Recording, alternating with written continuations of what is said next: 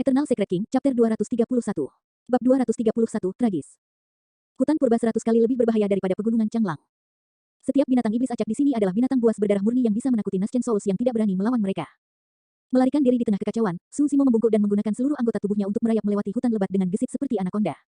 Dalam lingkungan seperti itu, peluang bertahan hidup Su Zimo jauh lebih besar daripada pembudidaya lain di level yang sama. Karena, sampai batas tertentu, Su Zimo juga seorang iblis. Dia tahu kebiasaan, metode, dan hukum bertahan hidup di hutan. Awalnya, Su Zimo agak khawatir Night Spirit akan mengamuk. Memang benar bahwa Night Spirit telah membunuh iblis roh inti emas di lembah Dongling. Namun, Su Zimo jelas bahwa kekuatan roh malam jauh dari kekuatan roh iblis inti emas.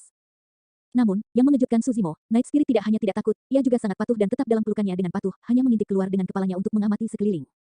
Tidak lama kemudian, Su Zimo akhirnya lolos dari jangkauan serangan naga banjir yang ganas. Sebelum dia bisa bernapas, ekspresi Su Zimo berubah saat dia merasakan bahaya yang lebih besar mendekat dengan cepat. Tidak baik, kita harus meninggalkan tempat ini secepat mungkin. Menurut pengalamannya bertahan di pegunungan Changlang, bau darah dari pertempuran di belakang mereka akan menarik binatang iblis yang lebih kuat lagi. Binatang buas itu tidak akan lebih lemah dari naga banjir itu, mereka semua harus menjadi binatang buas berdarah murni.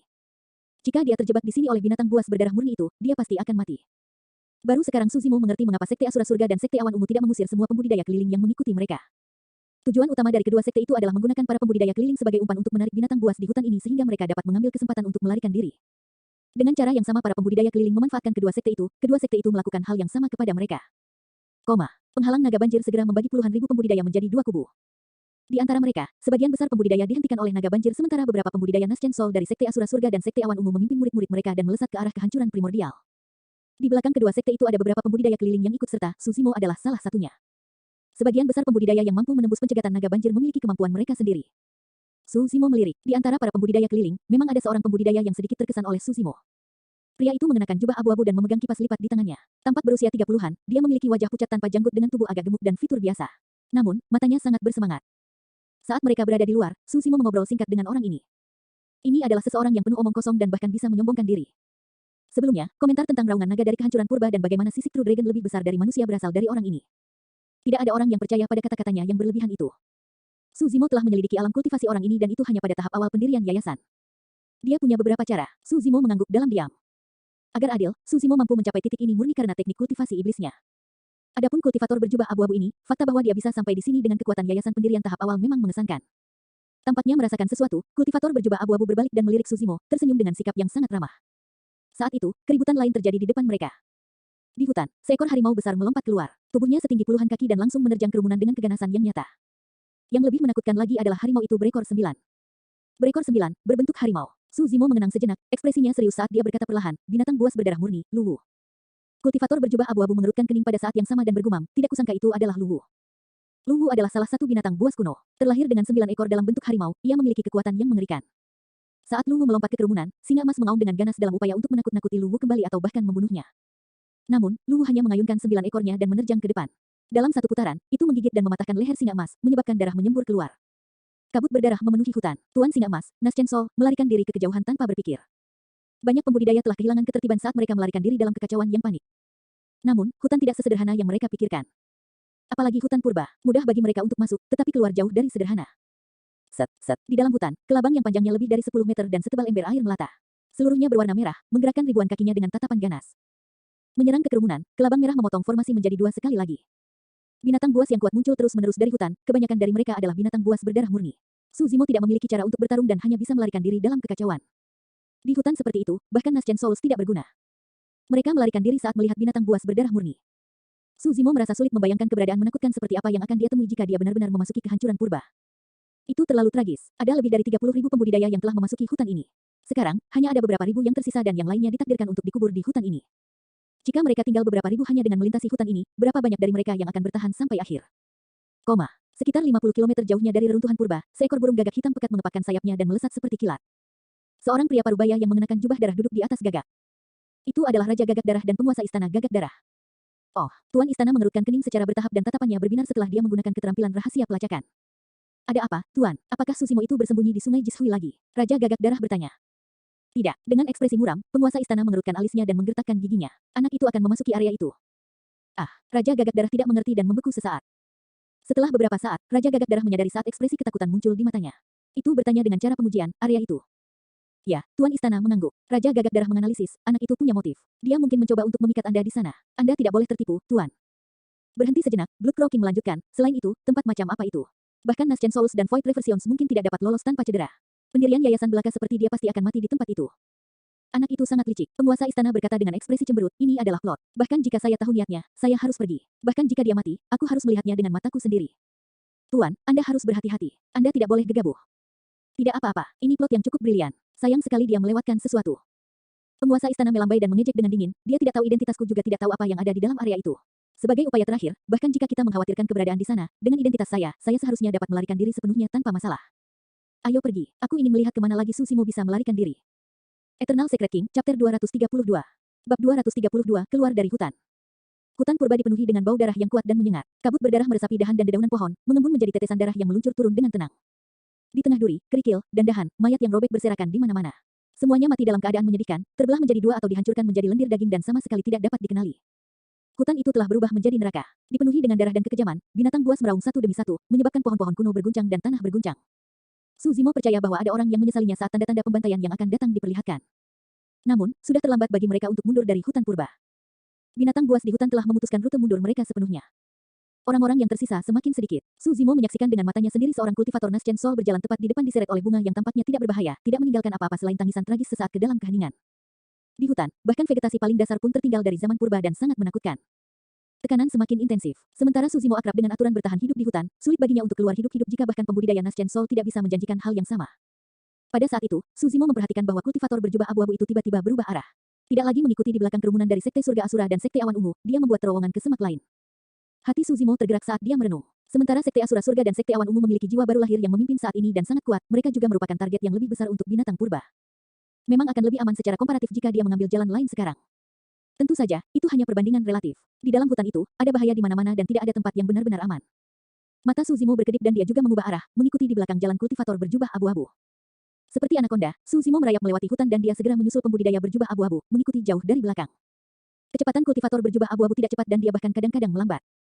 Selanjutnya, tindakan kultivator berjubah abu-abu itu agak aneh. Dia memegang kipas lipat di tangan kanannya sambil membuka telapak tangan kirinya dan ibu jarinya terus bersentuhan dengan jari lainnya dari waktu ke waktu dengan kecepatan yang sangat cepat, seolah-olah dia sedang menghitung sesuatu. Yang paling membingungkan Susimo adalah meskipun puluhan ribu pembudidaya telah tewas di hutan ini, wajah orang itu tidak menunjukkan rasa takut sedikit pun. Kekuatan mental semacam itu terlalu menakutkan. Saat itu, kultivator berjubah abu-abu di depan tiba-tiba berhenti dan menyembunyikan dirinya. Setelah melihat itu, Susimo juga tidak berani bertindak gegabah. Dia menekan dirinya ke tanah dan menunggu dengan napas tertahan. Sesaat kemudian, sebuah peringatan muncul di benak Susimo. Tepat setelah itu, sebuah bayangan besar menyapu kepala mereka, menutupi langit dan memancarkan aura yang menggairahkan saat itu menuju ke arah Sekte Asura Surga dan Sekte Awan Ungu dengan kecepatan yang sangat cepat. Wajah Susimo pucat dan dia berkeringat dingin. Memang benar Susimo bisa merasakan bahaya di depannya di hutan purba ini menggunakan persepsi rohnya juga. Namun, itu akan terlambat saat itu. Bangkit, pembudidaya berjubah abu-abu terus bergegas maju. Orang itu punya beberapa cara. Jika saya mengikutinya, saya mungkin bisa keluar dari hutan ini.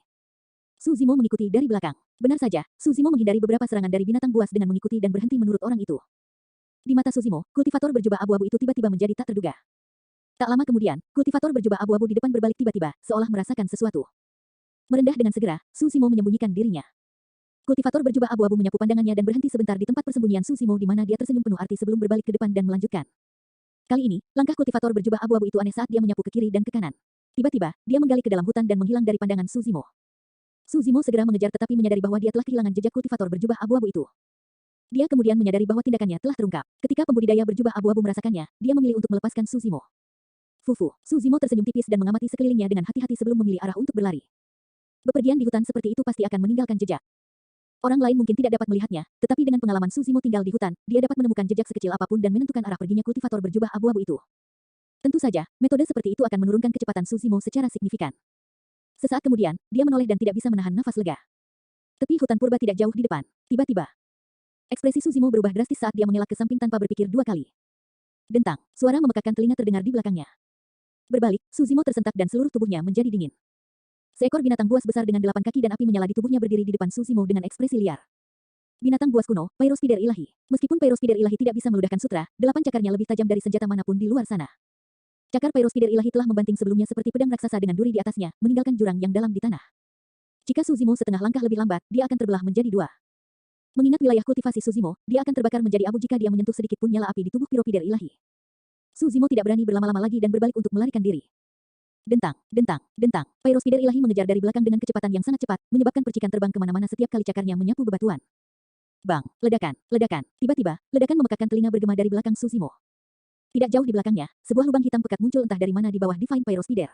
Gelap dan dalam, itu dipenuhi dengan niat membunuh yang menusuk. Jejak kepanikan melintas di mata Divine Pyrospider dan ingin melarikan diri.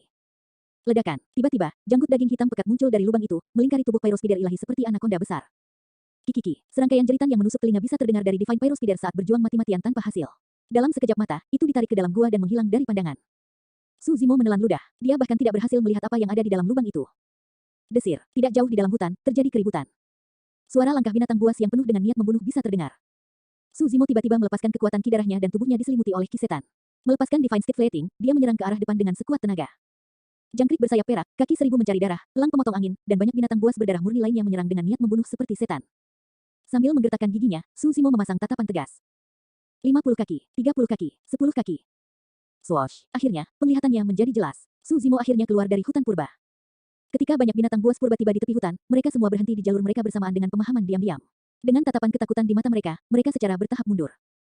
Eternal Secret King, Chapter 233. Bab 233, Lautan Tulang. Puluhan ribu pembudidaya telah memasuki hutan di belakang. Namun, Suzimo percaya bahwa kurang dari 1% di antara mereka yang dapat meninggalkan hutan itu hidup-hidup.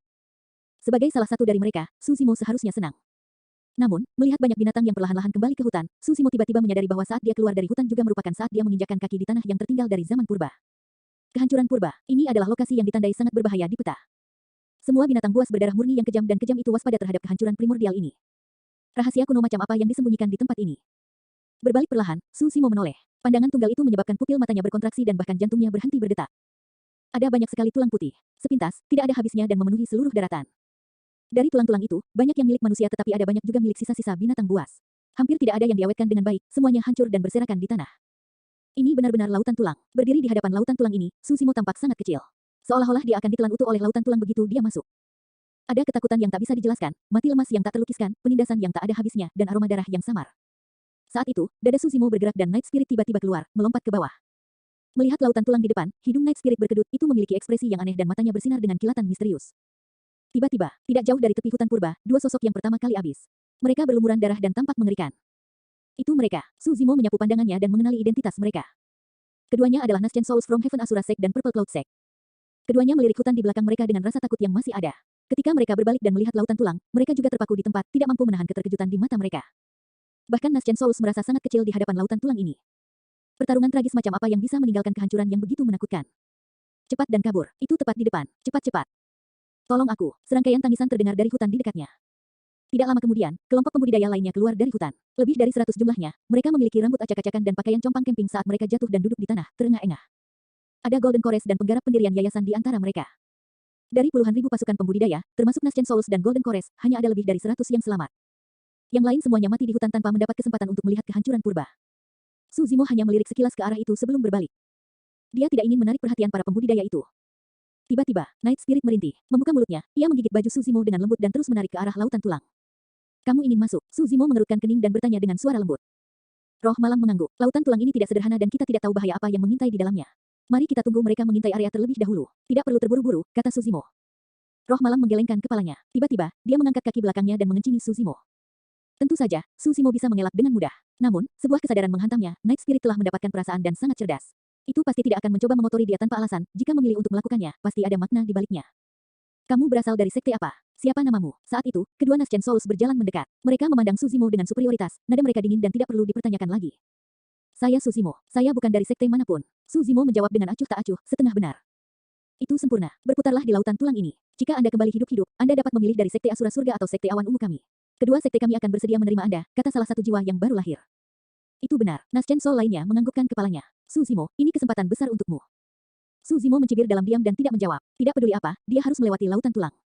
Perbedaannya adalah apakah dia akan melakukannya sekarang atau nanti ketika pengejarnya tiba. Melihat situasinya sekarang, jika dia tidak memasuki lautan tulang, kedua Nascent Soul di sampingnya akan membunuhnya di tempat. Selanjutnya, Night Spirit masih bersikeras, menatap Suzimo dengan mata penuh harap dan mendesak yang terakhir untuk masuk. Memikirkan hal itu, Suzimo tidak ragu lagi saat dia berjalan menuju lautan tulang. Night Spirit mengikuti di samping kaki Suzimo seperti anjing hitam kecil, ada sedikit kegembiraan di matanya. Saat Suzimo menginjakkan kaki ke lautan tulang, dia merasakan sesuatu yang tidak biasa. Energi roh di dantiannya sepertinya disegel oleh kekuatan tak terlihat. Meskipun memiliki efek yang mirip dengan formasi kunci roh, itu bahkan lebih menakutkan dari itu. Mengambil napas dalam-dalam, Suzimo berjalan menuju kedalaman lautan tulang. Dikelilingi oleh tulang, itu menakutkan dan menakutkan, namun sangat sunyi. Setengah jam kemudian, Su Zimo telah berjalan jauh ke dalam lautan tulang belulang, tetapi tidak ada yang tak terduga atau tak diinginkan yang terjadi padanya. Tuan, ayo masuk juga. Jika benar-benar ada sesuatu yang bagus, anak itu akan mengalahkan kita. Seseorang dari Sekte Asura Surga menyarankan. Ya. Kedua Nascent Souls setuju pada saat bersamaan. Dengan perintah, mereka memimpin murid yang tersisa ke lautan tulang. Dengan energi roh mereka terkunci, bahkan Golden Chorus tidak bisa melangkah di udara dan harus berjalan di tanah. Hanya Nascent Souls yang bisa terbang di ketinggian rendah di atas lautan tulang. Kedua pembudidaya telah memutuskan bahwa mereka hanya akan mengikuti jejak Su Zimo. Mereka tidak akan terlalu dekat atau tinggal terlalu jauh. Jika sesuatu terjadi, Su Zimo akan menjadi yang pertama mati dan mereka akan memiliki kesempatan untuk melarikan diri. Namun, perubahan yang menghancurkan bumi terjadi di lautan tulang tidak lama setelah kedua pembudidaya itu masuk. Su Zimo melihat ke belakang. Serangkaian gelombang besar melonjak di lautan tulang. Tampaknya dipicu oleh sesuatu, tulang putih tak berujung itu memantul dari tanah dan mengambil berbagai bentuk melalui penambahan kekuatan misterius. Beberapa dari mereka membentuk telapak tulang putih raksasa, muncul dari lautan tulang dan menyambar kerumunan dengan ganas. Lebih dari separuh kultivator dari kedua sekte tersebut binasa sekali lagi. Kabut darah dimuntahkan. Beberapa tulang berubah menjadi binatang buas yang terbuat dari tulang yang memiliki kekuatan luar biasa, membunuh siapapun yang mereka lihat dengan keganasan yang hebat. Tulang juga mulai memantul di sekitar Su Zimo. Namun, tulang-tulang itu tampaknya menutup mata terhadap Su Zimo dan Night Spirit dan semuanya bergegas ke pembudidaya dari dua sekte tidak jauh dari sana. Mungkinkah karena kencing Night Spirit? Meskipun Su Zimo tidak mau mempercayainya, sepertinya itu satu-satunya kemungkinan. Bang, Nascent Soul bertarung langsung dengan monster bertulang putih. Ekspresinya berubah drastis saat dia tersandung 3 langkah ke belakang. Tepat setelah itu, tubuh Nascent Soul meledak menjadi bubur berdarah, tidak meninggalkan apapun. Di hadapan monster tulang itu, bahkan Nascent Souls tidak bisa menahan satu pukulan pun. Ketika dia melihat itu, Su Zimo tahu bahwa Sekte Surga Asura dan Sekte Awan Ungu telah berakhir. Lautan tulang ini akan menjadi tempat peristirahatan mereka. Eternal Secret King, Chapter 234. Bab 234, Pilar Batu Misterius. Angin dan awan tiba-tiba berubah saat gelombang tulang melonjak. Seolah-olah dipicu oleh sesuatu, tulang putih tak berujung itu bergerak dan mengambil bentuk berbagai sisa binatang buas. Keberadaan yang mengerikan muncul satu demi satu dari lautan tulang. Aura pembunuh memenuhi udara saat darah mengalir deras ke langit. Su Zimo tidak dapat mengidentifikasi asal-usul sisa-sisa binatang buas itu berdasarkan struktur kerangka mereka saja. Namun, ada banyak struktur kerangka humanoid di antara mereka yang juga memiliki kekuatan tempur yang mengerikan. 100 pembudidaya aneh yang tersisa dari Sekte Asura Surga dan Sekte Awan Ungu, termasuk jiwa yang baru lahir dan inti emas, dibantai oleh binatang buas bertulang putih yang tak terhitung jumlahnya. Darah segar berceceran dan anggota tubuh yang patah berserakan di mana-mana saat tangisan tragis terdengar tanpa henti. Melihat itu, Su Zimo merasakan kulit kepalanya mati rasa sementara anggota tubuhnya menjadi dingin. Apakah ini kekuatan kehancuran purba? Jika makhluk hidup ini memiliki kekuatan tempur yang mengerikan setelah kematian mereka, jenis kultivasi apa yang mereka miliki saat mereka masih hidup? Siapa yang bisa mengubur mereka di sini, membentuk lautan tulang yang tak terbatas? Apa yang ada di kedalaman lautan tulang ini? Dalam sekejap, pertanyaan yang tak terhitung jumlahnya melintas di benak Su Zimo. Pada saat itu, dia benar-benar merasakan betapa tidak berartinya dia. Meskipun dia sudah menjadi penggarap pendirian yayasan dan bisa mencapai penerbangan pedang kinesis, dia tidak bisa mengabaikan belenggu menjadi manusia biasa. Su Zimo berjalan menuju kedalaman lautan tulang, seolah-olah dia sedang menuju era yang sangat asing. Dia sedang memasuki sebuah peradaban yang terkubur dalam pasir waktu yang tak seorang pun tahu. Tangisan tragis di belakangnya memudar secara bertahap. Tak satu pun dari pembudidaya dari dua sekte yang terhindar dari terkubur di lautan tulang. Binatang buas perkasa bertulang putih tersebar dan jatuh ke tanah sekali lagi. Lautan tulang kembali diam. Itu sangat sunyi sehingga menakutkan. Seolah-olah pembunuhan dan pembantaian sebelumnya hanyalah imajinasi Su Zimo. Embusan angin sepoi-sepoi dan Su Zimo merasakan hawa dingin di punggungnya. Tanpa sadar, dia sudah berkeringat dingin. Dia melirik Night Spirit di samping kakinya. Dia samar-samar bisa menebak bahwa Night Spirit ada hubungannya dengan mengapa keberadaan yang kuat di lautan tulang tidak menyerangnya. Adapun Night Spirit, sangat waspada, mengendus-endus sambil memimpin jalan dengan Su Zimo di belakang. Di lautan tulang putih yang tak berujung itu, hanya ada manusia dan binatang itu. Mereka dikelilingi oleh kesunyian ekstrim tanpa tanda-tanda kehidupan sama sekali. Kabut di depan mereka semakin tebal secara bertahap dan jarak pandang sangat rendah. Dalam kabut tebal itu, ada campuran antara kelembapan dan bau darah. Setelah sekian lama, Su Zimo menemukan pilar batu putih keabu-abuan berdiri di tengah kabut di depannya. Sangat tebal, itu naik dari tanah dan menjulur ke langit. Di hadapan pilar batu itu, Su Zimo tampak sangat kecil. Menjangkau, dia menyentuh pilar batu. Itu di luar harapannya. Pilar batu raksasa ini adalah peninggalan zaman purba, lapuk oleh unsur-unsur dan tersapu oleh pasir waktu. Meski begitu, permukaannya halus seperti batu giok tanpa sedikit pun kekasaran. Biasanya, bahkan senjata roh tingkat tinggi akan kehilangan spiritualitasnya jika mereka terpapar di luar selama ratusan ribu tahun, apalagi pilar batu. Terlebih lagi, setidaknya puluhan juta tahun dari zaman purba sampai sekarang. Pilar batu ini adalah harta karun. Kalau saja aku bisa membawanya pergi. Su Zimo mengitari beberapa putaran di sekitar pilar batu dan berpikir sendiri. Secara alami, itu hanyalah pemikiran biasa. Mengingat kekuatan Su Zimo, dia bahkan tidak bisa memasukkan pilar batu ke dalam tas penyimpanannya. Bahkan jika dia bisa, tidak mungkin dia melakukannya. Lautan tulang sudah sangat mengerikan, siapa yang tahu apa tujuan dari pilar batu besar yang didirikan di sini? Bagaimana jika dia mengingatkan keberadaan menakutkan di lautan tulang sekali lagi, haruskah dia memindahkan pilar batu? Mengitari pilar batu sekali lagi, Su Zimo tidak menemukan tanda apapun dari permukaannya. Aneh, mata Su Zimo berkilat ragu. Dia awalnya mengira akan ada beberapa informasi yang diukir di pilar batu, mungkin gambar atau indikasi zaman purba. Namun, permukaan pilar batu itu mulus tanpa apa-apa. Embusan angin kencang bertiup melewati lautan tulang, menyebabkan kabut sedikit menghilang. Melihat sekeliling, tatapan Su Zimo membeku dan dia berseru pelan. 1000 kaki jauhnya dari pilar batu ini, ada pilar batu lain yang didirikan di baris yang sama. Su Zimo berjalan mendekat dan melihatnya. Pilar batu ini hampir identik dengan yang pertama. Itu memiliki permukaan yang halus seperti batu giok tanpa tanda-tanda di atasnya. Saat dia terus berjalan ke arah itu, pilar batu yang sama tebalnya akan muncul hampir setiap 1000 kaki. Apa yang sedang terjadi? Su Zimo merenung sejenak tapi dia tidak tahu. Di bawah desakan Night Spirit, dia terus berjalan ke depan. Tak lama kemudian, Su Zimo menghentikan langkahnya sekali lagi. Dia sudah tiba di ujung lautan tulang. Ujung lautan tulang adalah gunung tinggi yang menjulang ke awan. Bagian atasnya subur, dipenuhi dengan kehidupan yang semarak dan tumbuh-tumbuhan yang kaya. Bahkan ada air hijau berputar-putar di sekitar kaki gunung, seolah-olah itu adalah surga. Dari atmosfer lautan tulang yang mati dan berat hingga puncak gunung yang subur, Su Zimo tidak dapat pulih sejenak dari perubahan yang tiba-tiba. Tiba-tiba, sebuah kemungkinan menghantamnya. Lautan tulang di belakangnya benar-benar hanya batas lautan tulang. Gunung di hadapannya adalah pusat sebenarnya dari kehancuran purba. Atau mungkin, bahkan gunung ini bukanlah pusat kehancuran purba. Mungkin, rahasia sebenarnya dari kehancuran menunggu mereka yang melintasi gunung ini. Baik itu hutan purba atau lautan tulang di belakangnya, itu hanyalah penghalang yang melindungi pusat kehancuran purba. Kia, Kia, Night Spirit menangis dan mendesak Su Zimo untuk terus maju. Saat sampai di kaki gunung, hati Su Zimo tergerak, seolah merasakan sesuatu. Dia melirik ke samping ke hutan di samping. Tidak jauh dari sana, sesosok muncul dari pohon tua. Mengenakan jubah abu-abu, dia memiliki sosok yang agak gemuk dengan wajah tanpa janggut, memegang kipas lipat di tangannya. Itu kamu, itu kamu. Kedua pria itu saling bertukar pandang dan tertegun sejenak sebelum berseru. Su Zimo tidak menyangka dia bisa bertemu dengan pembudidaya berjubah abu-abu itu lagi di tempat ini. Kembali ke hutan purba, Su Zimo telah menyadari bahwa kultivator berjubah abu-abu itu jauh dari sederhana dan memiliki beberapa trik di lengan bajunya. Namun, setelah memasuki lautan tulang, Su Zimo mengira orang itu akan binasa di dalamnya. Dia tidak pernah menyangka orang itu akan tiba di gunung sebelum dia. Sementara Su Zimo terkejut, kultivator berjubah abu-abu itu bahkan lebih terkejut lagi. Mengingat penglihatannya, dia secara alami dapat mengatakan bahwa Su Zimo hanyalah seorang penggarap pendirian yayasan, tidak ada kemungkinan dia menyembunyikan wilayah kultivasinya. Sejak awal, pembudidaya berjubah abu-abu tahu bahwa puluhan ribu pembudidaya yang ingin menginjakkan kaki ke reruntuhan purba semuanya akan mati. Selain dia, tidak ada orang lain yang bisa bertahan hidup. Dia tidak menyangka bahwa pembudidaya berjubah hijau yang tampaknya normal ini benar-benar dapat melintasi lautan tulang. Dia bisa mengerti bagaimana pembudidaya berjubah hijau bisa melewati hutan purba. Lagi pula, orang ini pintar dan mengikuti di belakangnya di hutan. Namun, dia sudah mencampakkan orang ini tepat di akhir. Menarik, berjalan perlahan menuju Su Zimo, kultivator berjubah abu-abu itu tersenyum jahat. Eternal Secret King, Chapter 235. Bab 235, Tali Penekan Setan. Mempersempit pandangannya, Su Zimo menunjukkan pandangan waspada. Meskipun kultivator berjubah abu-abu di hadapannya baru pada tahap awal pendirian yayasan, Su Zimo tidak berani gegabah. Orang itu berbau aura aneh dan tak terduga dari ujung kepala sampai ujung kaki. Selain itu, fakta bahwa pria ini mampu melintasi hutan purba dan lautan tulang dengan mudah adalah alasan yang cukup bagi Su Zimo untuk waspada. Tiba sekitar 10 meter di depan Su Zimo, pembudidaya berjubah abu-abu itu tiba-tiba berhenti di jalurnya. Mengangkat alisnya, dia bertanya dengan senyum palsu, "Rekan Taois, kamu benar-benar mengikuti dengan ketat. Aku tidak berhasil melepaskanmu sama sekali." Su Zimo menatap orang itu dengan tenang dan tetap diam. Sedikit ejekan melintas di mata kultivator berjubah abu-abu dan ekspresinya menjadi gelap. Senyumnya tiba-tiba terhapus saat dia bertanya dengan nada dingin, "Katakan padaku, apa latar belakangmu? Kenapa kamu mengikutiku?" Karena itu, kultivator berjubah abu-abu itu menatap lekat-lekat ke wajah Su Zimo, berharap menemukan petunjuk dalam ekspresi dan tatapannya. "Aku tidak mengikutimu." Su Zimo menggelengkan kepalanya tanpa ekspresi. Itulah kebenarannya. Gagal mendapatkan apapun, kultivator berjubah abu-abu mengerutkan kening dan berpikir dalam hati, mungkinkah itu kebetulan? Tidak, kultivator berjubah abu-abu berubah pikiran. Bahkan jika itu kebetulan, aku tidak bisa membiarkan dia terus maju. Jika rencanaku rusak karena orang ini, kerugiannya akan sangat besar. Bagaimana kamu bisa menyeberangi lautan tulang? Kultivator berjubah abu-abu itu tiba-tiba bertanya. Sedang berjalan. Ketika dia mendengar itu, sudut mulut kultivator berjubah abu-abu berkedut, dia ingin mengatakan sesuatu tetapi berhenti. Menyapu pandangannya ke arah Su Zimo, kultivator berjubah abu-abu itu menatap Night Spirit yang berada di samping kaki Su Zimo. Setelah melihat Night Spirit, kultivator berjubah abu-abu tidak bisa menahan diri untuk tidak memutar matanya.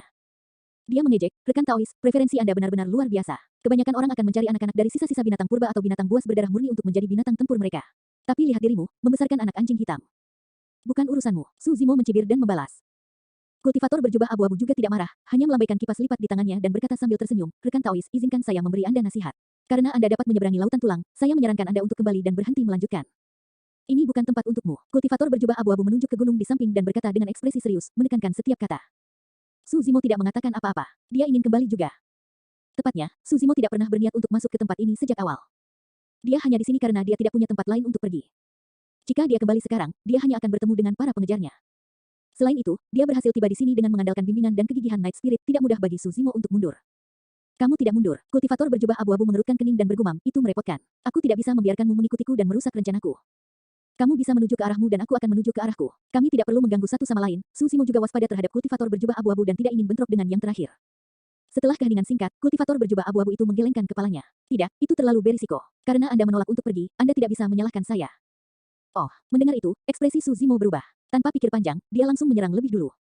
Keduanya sangat dekat. Jika tidak ada yang tidak terduga terjadi, Su Zimo yakin 70% bahwa dia akan mampu mengalahkan kultivator berjubah abu-abu itu.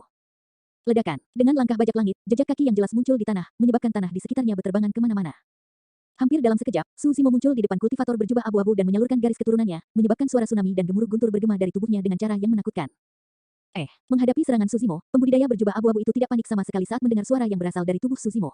Sebaliknya, dia berseru pelan dan matanya dipenuhi rasa ingin tahu. Kekuatan garis keturunan yang begitu kuat, bagaimana kamu bisa mengolahnya? Tanpa mengucapkan sepatah kata pun, Suzimo mengayunkan lengannya dan meninju bagian atas kepala kultivator berjubah abu-abu itu. Itu seperti segel besar yang tiba-tiba jatuh. Tidak buruk, tidak buruk. Terhadap serangan Suzimo, kultivator berjubah abu-abu tidak menghindar atau mengelak dan bahkan ingin mengangguk dan memujinya. Tiba-tiba, kultivator berjubah abu-abu mengulurkan kipas lipatnya dan menepuk pergelangan tangan Suzimo dengan ringan. Keran itu dilakukan dengan sangat cepat, mendarat dengan presisi mutlak, bahkan waktunya juga sempurna. Bang, pergelangan tangan Suzimo mati rasa dan kekuatan pukulan itu menghilang seluruhnya. Tepat setelah itu, rasa sakit yang menusuk muncul dari pergelangan tangan Suzimo, seolah-olah patah. Kultivator berjubah abu-abu tertawa kecil. Entah dari mana, dia mengeluarkan seutas tali dan melemparkannya ke arah Suzimo dengan lembut sambil bergumam, batasi. Tali itu segera melilit tubuh Suzimo, mengikat tangan dan kakinya ke kedua sisi tubuhnya sambil berputar-putar. Dalam sekejap mata, Suzimo benar-benar dibatasi oleh tali sederhana itu dan tidak bisa bergerak sama sekali. Sebuah bayangan hitam terbang keluar. Roh malam, jangan bergerak. Suzimo segera memanggil kembali Night Spirit. Kenyataannya, saat pembudidaya berjubah abu-abu menyerang, Suzimo sudah menyadari bahwa orang ini jelas bukan pada tahap awal pendirian yayasan. Itu bisa berupa Golden Core atau bahkan Nascent Soul. Paling tidak, ranah kultivasi dari kultivator berjubah abu-abu jauh lebih unggul darinya. Melawan kultivator yang begitu kuat, tidak akan ada gunanya bahkan jika Night Spirit menyerangnya. Sebaliknya, itu bahkan mungkin dibunuh oleh pembudidaya berjubah abu-abu. Berhenti di jalurnya, Night Spirit memelototi kultivator berjubah abu-abu dengan dingin.